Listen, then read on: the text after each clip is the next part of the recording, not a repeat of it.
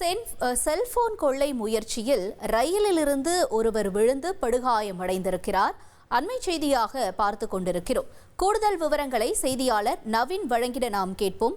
நவீன், வணக்கம். இந்த கொள்ளை சம்பவத்தில் ஈடுபட்ட நபர் யார்? மேலும் இந்த ரயிலிருந்து விழுந்த நபர் என்ன ஆனார்? அவருடைய நிலவரம் என்ன? விவரங்களை பதிவு செய்யுங்க. வணக்கம். காஞ்சிபுரம் மாநகராட்சி 3வது வார்டு அப்பாராவ் தெருவை சேர்ந்தவர் வரதராஜன். இவர் திமுக வர்த்தக அணியின் துணை அமைப்பாளராக பதவி வகித்து வருகிறார்.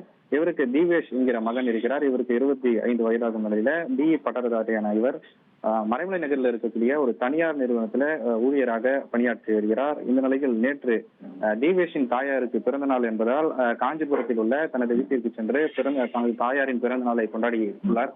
தொடர்ந்து இன்று காலை வேலைக்கு வருவதற்காக அவர் திருமால்பூர் சென்னை கடற்கரை மின்சார ரயில் மூலமாக சென்னை நோக்கி வந்து கொண்டிருந்தார். அப்போது பரனூர் ரயில் நிலையம் அருகே இவர் செல்போனை பார்த்தபடி அந்த ரயிலின் நுழைவாயில அமர்ந்திருந்தார். அப்போது செல்போன் கொள்ளையர்கள் இவருடைய செல்போனை பிடுங்கும் போது இவர் எதிர்பாராத விதமாக ரயிலிலிருந்து ஓடும் ரயிலிலிருந்து கீழே விழுந்திருக்கிறார்.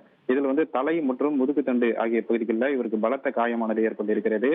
இதனை கண்ட சக பயணி ஒருவர் காவலர்களுக்கு தகவல் தெரிவித்தார். தொடர்ந்து ரயில்வே காவலர்கள் அவரை மீட்டு புத்தேரியில் உள்ள தனியார் மருத்துவமனையில தற்போது தீவிர சிகிச்சை பிரிவில் அளித்து அவருக்கு சிகிச்சையானது அளிக்கப்பட்டு வருகிறது. இந்த சம்பவம் தொடர்பாக செங்கல்பட்டு ரயில்வே போலீசார் தீவிர விசாரணையை மேற்கொண்டு வருகின்றனர். அதே போல செல்போனை கொள்ளையடித்து தப்பி சென்ற கொள்ளையர்களை தேடி வருகின்றனர். தந்தி டிவியை உங்கள் கேபிள் டிவி ஆபரேட்டரிடம் இலவசமாக கேட்டு பெறுங்கள்.